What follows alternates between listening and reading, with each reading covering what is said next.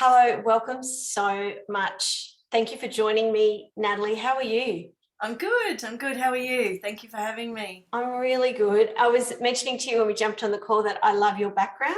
I love the background. Thank It's so you. beautiful, and warmth is what comes to mind when I look And at your all the beautiful things that background. matter to me, my licorice moon cups, my shells, this beautiful crystal lamp my daughter made, flowers, candles, incense, crystals, everything. Everything that is me. It's absolutely gorgeous. Now, I came across,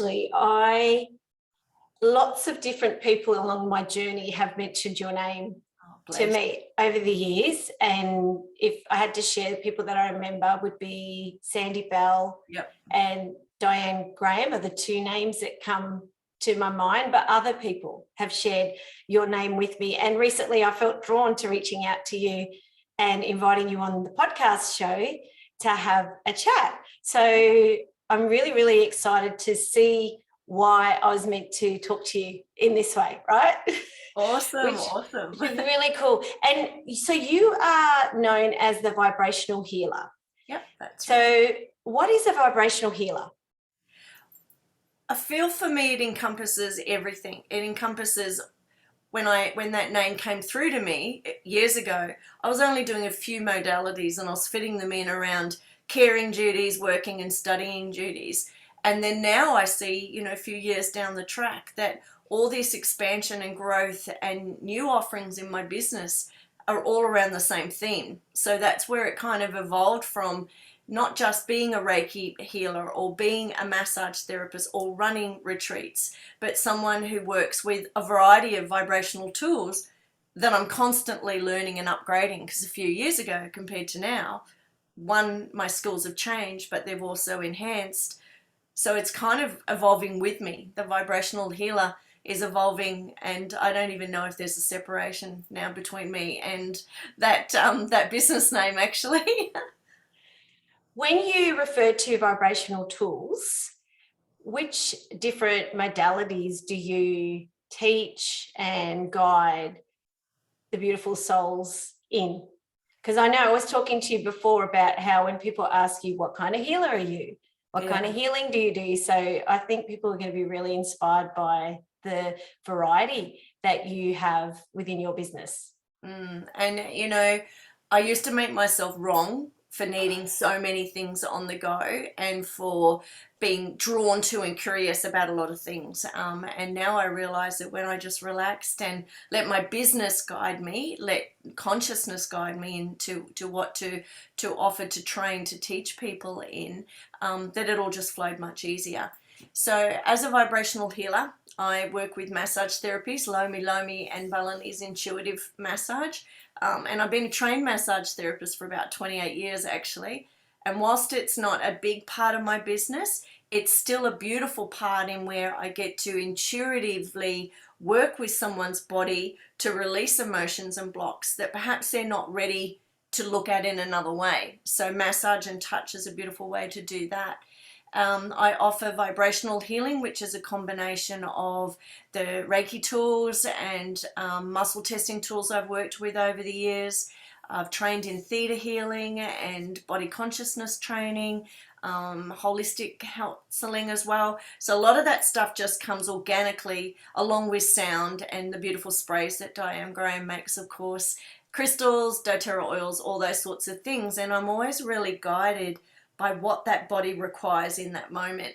My body releases energy through touch and through breath, and often, and most often, very loud belching to remove toxins, which is not the most comfortable of things, but hey, better out than in. So all of those things will come through in a vibrational healing. I'll just follow the guidance of that. So if you come to me, you don't get chakras completely balanced. You don't get things lined up. You don't have the same process every time because you will need something different every time. Your energy and your soul will be ready to look at something different every time. My ascension healings popped in a couple of years ago when I was really calling out to the universe for answers to why is all of this crazy stuff going on around us? How do I navigate it? How do I navigate the helplessness and hopelessness as a conscious being when everything seems to be out of our control everywhere. And I was having a couple of crosswords with the universe and demanding to be shown a way. And that led me to my shamanic training in the Moonachie Rights, which led to open up a whole nother level of working with the Alta Major chakra at the back of the neck and realizing that we can open and connect to the universe and receive downloads of energetic frequencies to support us physically, emotionally, mentally, spiritually, etc. So my ascension healings are quite illuminating. A lot of people, business people, come to me for an ascension healing and get all this new guidance and ideas on where to move next in their business. So it's always really exciting because it's never the same thing twice. And then, of course, my shamanic healing brings in more of the shamanic tools of calling in the 4 directions, calling on the archetypes, connecting with your own ancestors. So that's kind of the healing side of it. I trained in Access Consciousness and bars back in 2009, so it's always been a powerful tool for me to create my own business energetically, to clear my own blocks. And running the bars on someone and teaching people how to run bars is a really powerful part of my business because it keeps me in the work all the time. And Access Consciousness is brilliant for showing us the looping patterns and the stresses that we keep going over in our mind, and tools for actually releasing that and giving our brain a clean slate to create again from that space. Wow. What is the benefit of being trained in all these different modalities for you personally? Oh, wow. Everything. Like I was saying to someone the other day, that who I was even 2 years ago when I started this business, who I was 5 years ago, who I was 20 years ago when I stepped onto this spiritual path, it's nothing that I thought it was going to be. The things that I create and share and work with others with just come to me and I work with them. So my growth has changed, my awareness, my trust in myself, my ability to really be aware of every thought and action and belief that I have, and use all this myriad of tools that I've trained in as a way to actually create the change in my life. And then I'm passionate about sharing that with others. So that's why I teach a lot of different modalities as well. Is it important for us to experience this ourselves before we teach it to others, in your opinion? Oh, look, what I've realized in the last couple of years, thankfully, people are waking up so much faster. So what took me 20 years to get to here, I'm having some people come to me for a healing, receive their rights with me, do their cacao training with me, do their Reiki with me, and boom, they're off. They're far more magnificent than I am. And that's the sort of teacher that I always wanted to be. Give people that platform for, here's a bunch of tools, but I truly desire you to be greater than everything I can ever possibly be. Because the last thing we need is a guru, and the last thing we need is a bunch of people running around like robots trying to replicate their teachers. Teachers just share info. And I wouldn't be this teacher without the experiences that I've had, without the trainings and the beautiful teachers that I've had and mentors. But there's no time frame on that.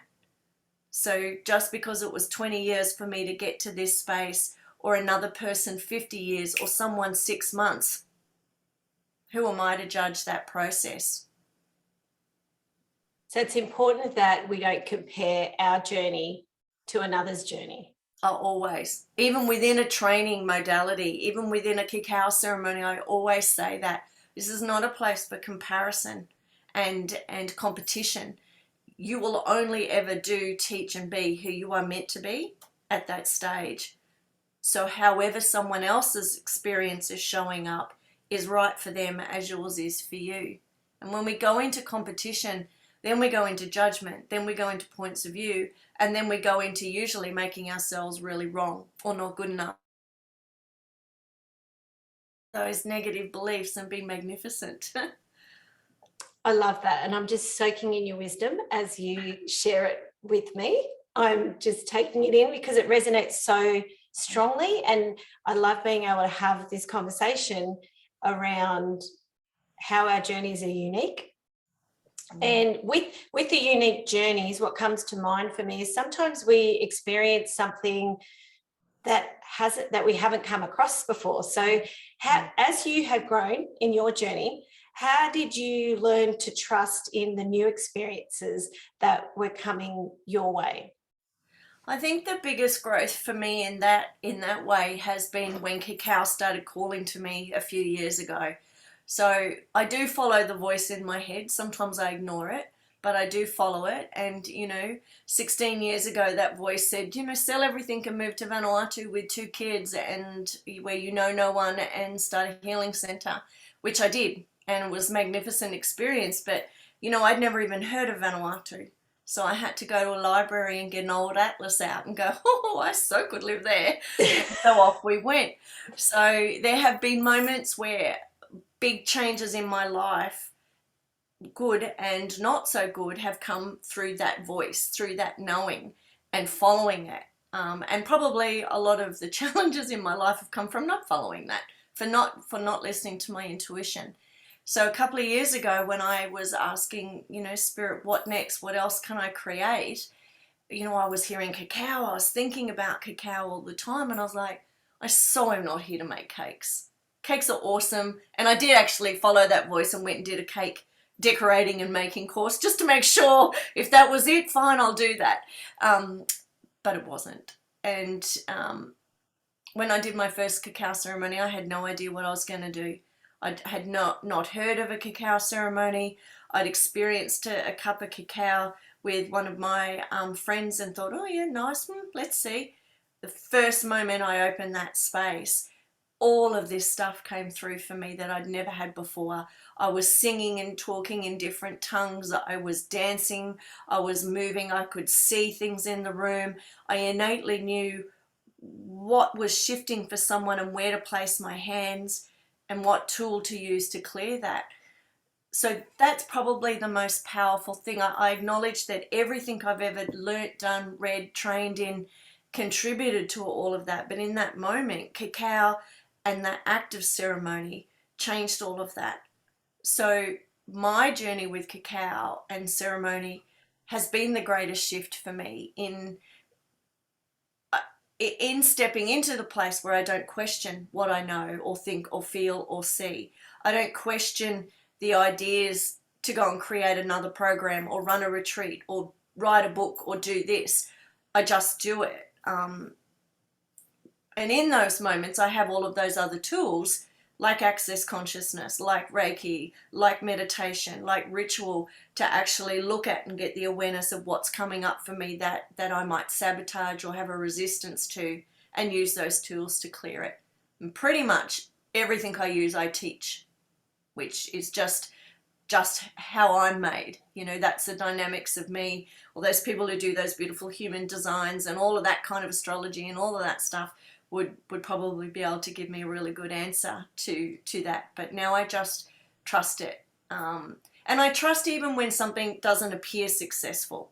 If I run something and I don't get the numbers, or I spend all this time creating something and no one buys it, I still trust that because it was given to me for a reason, to create it for a reason, and perhaps there'll be a use for it another time. I am wondering, how do you get from that space of fully trusting from your journey? Because there are a lot of people listening today, me included, who are on this journey. And how do you get that to that space of knowing that when that hunch comes or that information is given to you, and that you don't have to listen to it be repeated to you 20 times before you go, oh, that's the direction that I'm supposed to lead. How do you get to that space of just fully being? Well, it'd be awesome if I could say, look, I meditate for hours every day and I fast and I do all these awesome things, but I don't do any of those things. But if you do, well done you. I wish I had that sort of discipline. I guess the more you know yourself, the more you'll trust yourself. So I'm always in question. I'm always asking the universe, I'm always asking my business. I'm always asking the energy of the people who decide or receive what I want to contribute. How can that show up? So I guess for me, being in the question and then feeling what that answer feels like with the messages. And, you know, I'm a post-it note queen. I've got post-it notes everywhere of every idea. And recently I had a great idea for a weekly series like cacao and clay, cacao and kirtan, cacao and this, cacao and this, and cacao and that. I was like, oh, that would be so much fun. I'd love to go to something like that. And then I kind of lost my energy around it and went, actually, that doesn't feel really busy and like I want to create with it. So I just left it there. And then I started to see other people in the community who don't know me, some who do, but no one knew these ideas, pop up and do them. I'm like, yes, awesome. Thank God that wasn't for me. I would have spent all my time on that, when actually the idea came down and I picked it up along with a whole bunch of other people, but it didn't feel like my place. It didn't feel like my work. And that means I get to go to their things and I don't have to organize them, and I get to receive. So I ask a lot of questions. I always check in and go, well, how does this feel for me?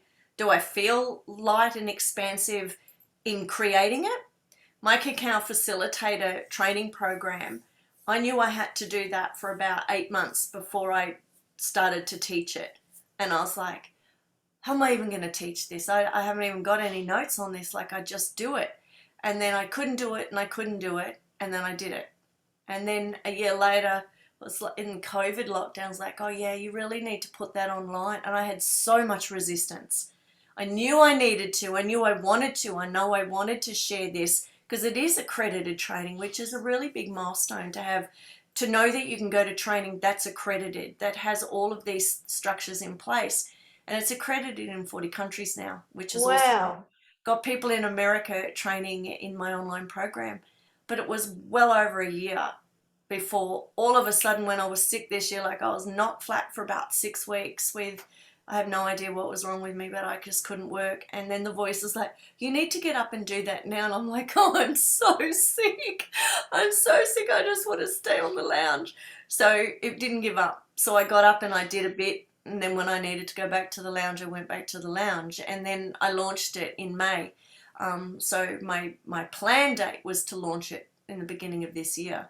And I was a little behind the track of that. But I launched it. To date, there's 10 people enrolled in it from all over Australia and also in America, and that's super exciting. So I always ask the question, I always write down the ideas that I get, then I feel into which one, and is this the right time, or do I just leave it? And I always trust that.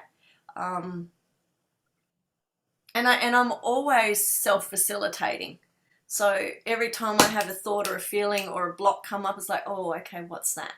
And if I can't work it out myself, or I go down that rabbit hole of thinking, oh my God, I can't do this, it's too hard, it's not making enough of a difference, who do I think I am, all of those doubts that we all have, then I go to a facilitator. I go to somebody else and I pay them money.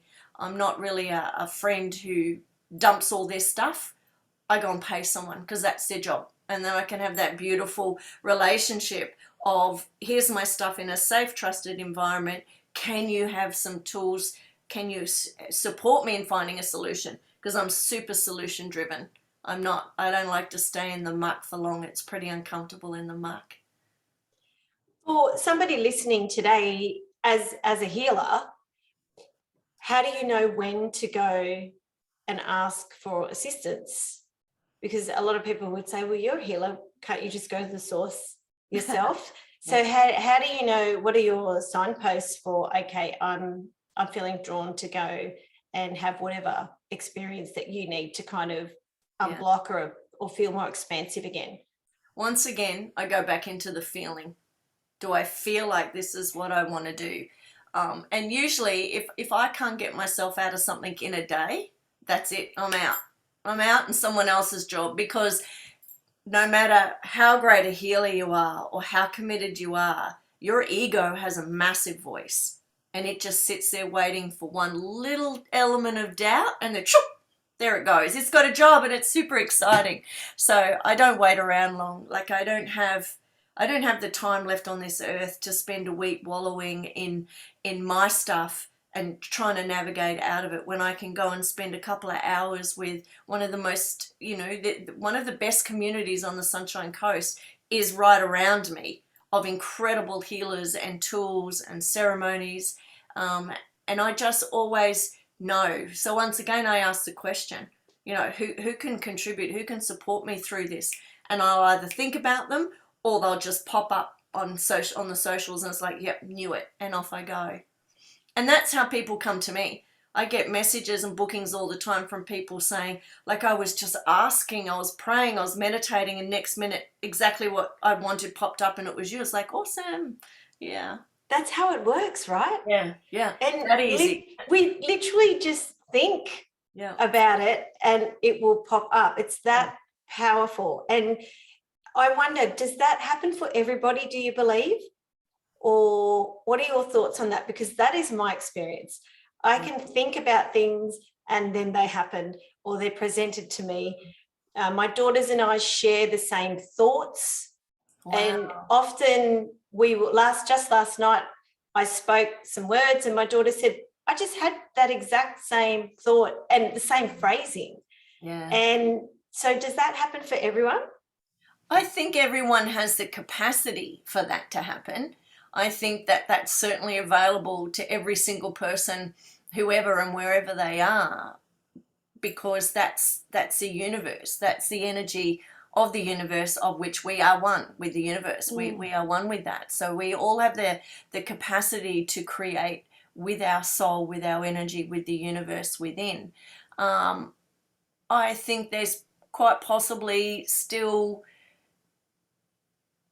depends on what their soul came here to do, depends on their purpose, depends on how aware they are and how willing they are to have self-awareness, self-responsibility, and explore the path of the self, or whether they don't. And that doesn't make anybody better than or less than anybody else. We just are who we are.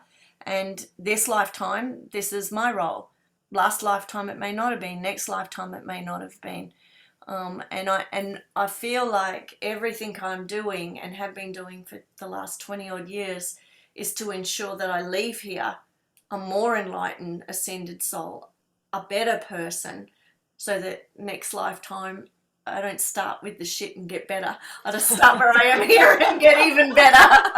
Because you know what? We all have stuff, and I don't want to go through that stuff again. And I can say as many times as I like, oh, well, it made me who I am, and it's all part of the journey, and that is true. But I do believe we have the capacity in the moment to learn the lessons we came to by choosing ease and choosing spirit and choosing the energy within us to create with, rather than feeding our ego all the time. And some people will be drawn to this work. Some people will not. Some people will completely discount it. I don't have a point of view on that. It's my job to stay on my road and do what it takes for me to feel happy and good and growing and changing and contributing. I just don't know who I would be if I couldn't do this work anymore. I want to making cakes, maybe making cakes. I'd love to return to cacao ceremonies. I feel like there may be people listening today who may not know what that is. Yeah. And so do you feel comfortable sharing with us what a cacao ceremony is and what is the purpose of facilitating and participating in a ceremony? Yeah, well, I think it all comes down to intention. It all comes down to the intentions that the cacao has, because it has its own vibrational frequency, the intention that your facilitator has, the intention of the group, and your intention that brings you to a cacao ceremony and opens the floor for you to receive what you require in that moment. I've trained over 110 people now in this modality, and we're all using cacao differently, and that's brilliant. That's exactly what my intention was for sharing this plant medicine. So I can only talk to what my ceremonies are like. So whether I do a private ceremony, couples, or a group ceremony, for me, it's about me creating a sacred and safe space for people to connect with themselves, with their soul, and to actually release or bring in whatever it is that they require in that moment. So it can be painful, it can be messy, it can be loud, it can be teary. Your body can do all of these uncomfortable things as it's letting go of lifetimes of trauma. And it can also be really peaceful, meditative, and joyful, and very euphoric. I often have a lot of people have this amazing washes of euphoria.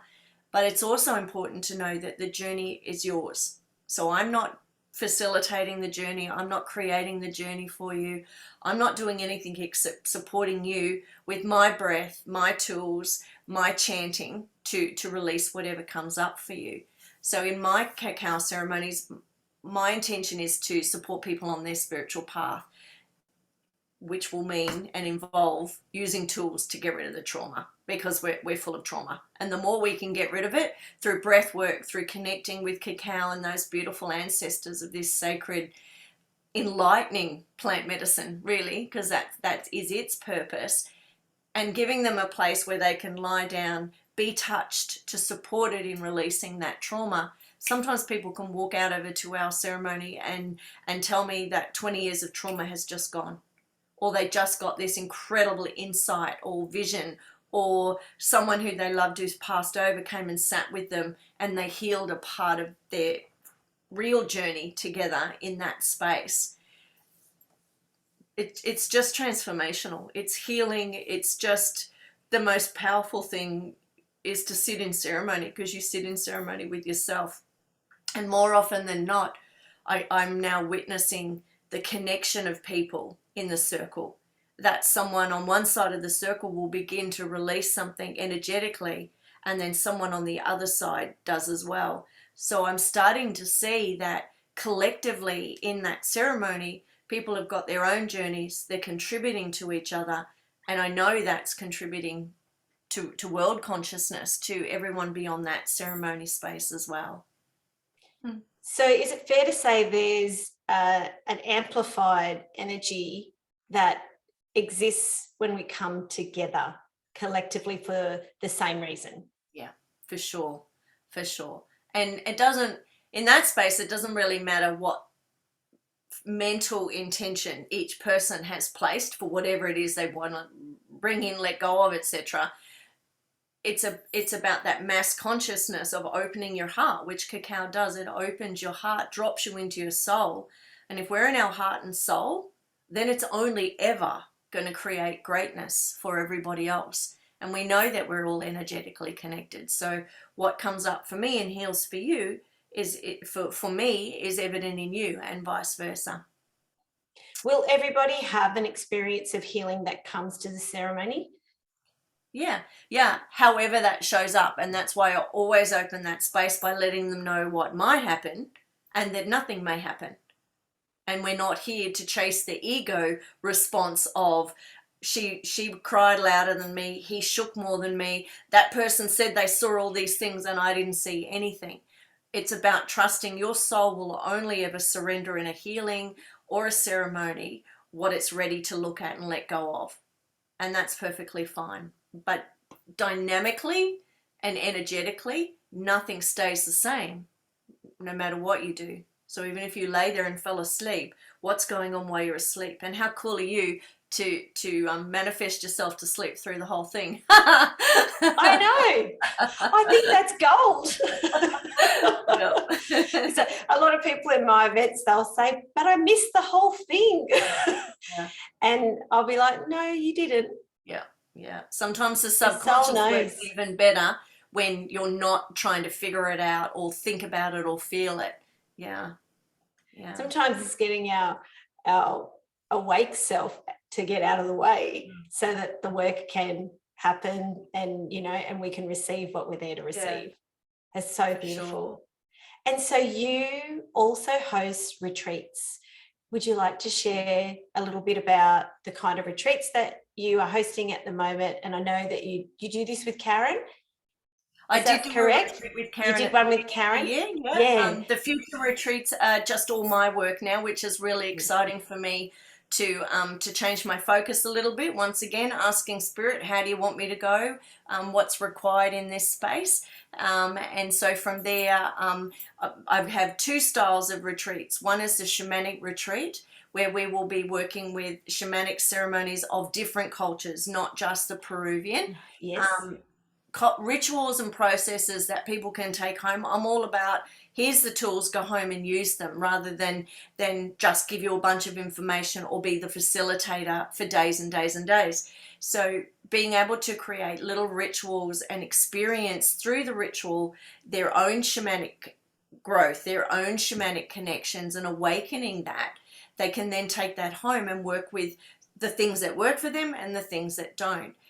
People will still receive the 9 Moonachie Rights, which honestly, to receive the rights is like nothing I've ever experienced. You just, everything changes and you just become the rights. And I say that with, you know, the 10 or 12 people I've transmitted these rights with, and they go, oh yeah, that's great.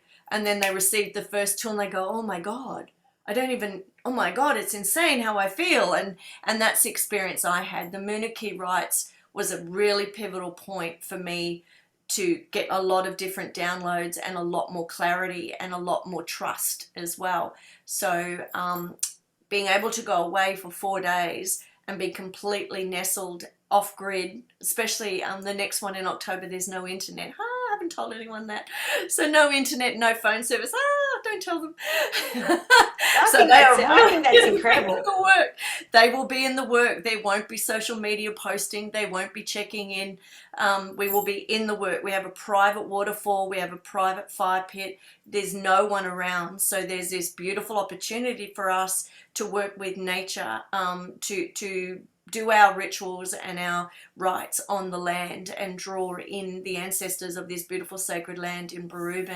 So I'm really looking forward to that. There's only 2 spots left for that one. I keep it small and intimate, so there's lots of time to process and integrate the rites, because they are a really powerful transmission. And then the August retreat is a Serenity Self-Care Retreat. It's in the middle of the last retreat that I kept getting the message. You need to run a retreat in August, but you need it to just be chilled out. Chilled out. Stop doing 100,000 things, Natalie, and actually be in the space where people can get to know me, I can get to know them, which doesn't always happen when you're facilitating big groups. You've got a lot to get through on your agenda. So the Serenity Self-Care Retreat in Croy is 2 nights. There's bubble baths everywhere. There's even one outside by the fire, which I am certainly going to be enjoying. Massage and healings, and they'll also receive the Moonachie, the womb of the right. So it'll be a focus around rituals and ceremonies, tea ceremonies and cacao ceremonies that can support you actually nurturing and caring for you, rather than learning a tool to go and share with others, which is, you know, the Moonachie Rights allows us to expand our toolkit as healers as well. Can you please share with us what the Moonachie Right, what it is, and how we would receive them? The Moonachie Rights are the 9 rights of the Laika people. So they've been passed down through generation for generation for generation. And they were traditionally part of the shaman's toolkit. So how a shaman from childhood would receive the rights and become more of each of those rights. So activating their cellular bodies as well as their spirit body to be a greater healer, to be a seer, to connect with the earth, the galaxies, the archetypes, etc.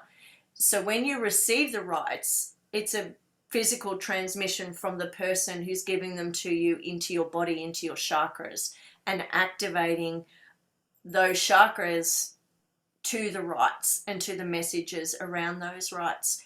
So it's an unusual modality in that it doesn't have symbols, it doesn't have an attunement process. It didn't even have a manual. We worked on the manual and the guide for that as well. So around the Moonachie Rights, I do meditations. We talk about the journey for the person receiving them and the journey of each rite and what shows up for them. And in that moment, again, it's actually being in that space of trust of what comes through for their visualization as they receive those rites. So everybody that has received the rites, myself included, experience physical shifts in the body, dream states change, sensations in the body change. People who are already working with the healing arts tell me that it's just amplified their healing, or all of a sudden they're hearing voices that they didn't hear before, or they're seeing colors or symbols that they didn't see before. So it's a really powerful part of your spiritual journey, walking the shaman's path. I don't believe certainly in our Western world, I don't believe we are shamans or be shamans. I believe it's a shamanic journey. You are connecting with the shaman within, the healer within. So when you receive the Moonachie Rights, even if you never want to share them and bring them into giving them to others yourself, it's such an integral part of your own spiritual journey and your own awakening.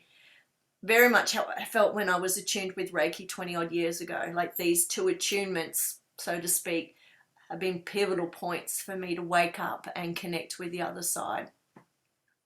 Have you always been on this journey, Natalie, or how did you come to, is this a big question? How did you come to step on this path? Well, gosh, I was the biggest non-believer, the biggest black and white, the biggest Capricorn in the universe. Didn't even believe in the universe, had given up on believing in God. What sort of God could allow those things to happen in people's lives kind of person. So I had no interest at all in any of this right up until my early 30s, I guess. And I was given a Louise Hay book, Heal Your Life. And I thought, oh yeah, what a crock of shit. And then people gave me books. Look at these beautiful messages telling me, you've really mucked up your life, Natalie. Do you want to have a look at something else? And me being in total resistance. And people giving me books that were saying things like, you create your reality, you're responsible for it. And I was like, bullshit. That is not true. I don't even know who you people are. I'm not interested. So when my second marriage was beginning to end, I really suffered for 30 odd years of just shoving everything down, handling it, getting on with the shit, not dwelling on it, just forgetting it, shoving it down. Oh, my ears are ringing. So shoving it down. I had perfected that very well. But when I look back on that person, she wasn't a very nice person either. She was totally in survival, totally in, I'll get you before you can get me. So I'm glad that person had a chance to heal from that space and become who I am now. So my marriage had ended and I was like, oh, what am I going to do? I know it's not my fault, even though these books say it is, but I don't want to do this anymore. It's such hard work. And I met someone who asked me to take her to an essential oils party thing. And so I went, oh yeah, sure, I'll go. And Soraya Saraswati was holding that, and Soraya is incredible, just the most incredible being. And I couldn't take my eyes off her, and I was like, how come I feel like she's like my mum, but she doesn't even look like my mum? And she put her hand on my heart, and the pain in my heart and my ribs and my back, which I didn't know was heart chakra. I just thought, oh my God, I think I'm having a heart attack. What is wrong? I couldn't breathe. I was in so much pain. And all she did was place her hand on my heart. And I was like, spoke to her afterwards and I was like, I don't know what that pain was. And she said, oh, it was your heart chakra opening. And I was like, what is all of this? So I ended up doing my Reiki training with Soraya, which was awesome. I began to hear that voice in my head that would say, move to Vanuatu and open a healing center. I was like, God, I'm not a healer. I only just finished my Reiki training. What the hell?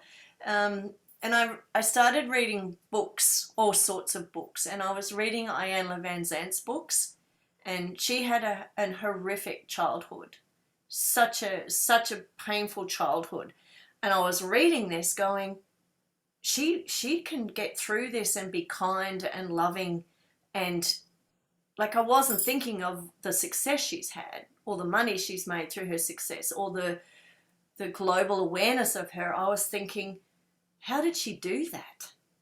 So I guess in that moment, I actually saw, and through her books, her teachings and her books, saw there was a different way. There was a different way to experience life, to make sense of situations that I'd experienced, and to actually start to understand what the universe is as opposed to God. And I did some teachings with a Buddhist monk, which was awesome because I went to a Catholic school and spent the whole time in detention because I was always asking questions that were inappropriate, but I was curious. And for the first time ever, I could have those conversations with a spiritual person who didn't make me wrong for any of them, and kind of helped me understand that, well, if I don't have to believe in a God or a religion, and I don't have to follow that, then what else is there? And what if it just is this thing called the universe? And it took me many years to realize that the universe isn't external to me, it is me. So when I got that, I was just like, awesome. Then I can actually create everything with my body and myself, not ask for it externally. So I better clean up all the shit that I've shoved down there for 30 odd years, 40 odd years, 50 odd years, and get on with it. That's incredible. Thank you. I want to thank you for joining me today. you. I will add links to everybody that you've mentioned as well. And what have you got coming up before we end today's chat that you would love for people to go and check out if they're interested? Because I know you're going to have some people going, I want to know more about this lady. Awesome. I have my next cacao ceremony in Moonachie next Sunday night, the 17th of July, and a Reiki 1 and 2 practitioner training on the 31st of July in Moonachie. And then everything else, my retreats, my online programs, etc., they're all on my website as well. So super easy to find out everything you need, or, send me a message from my website or Facebook pages, and I am a quick responder, multitasking, so I can answer you in the moment. That is awesome. I'm so glad that I got to have this chat with you. I'm really, really grateful. And I feel like it's just the beginning. Thank you. Thank you so much for having me. It's an honor, and I've listened to many of your other podcasts, and, to be in that amongst all of those people I know has been pretty proud for me as well. So thank you so much for inviting me.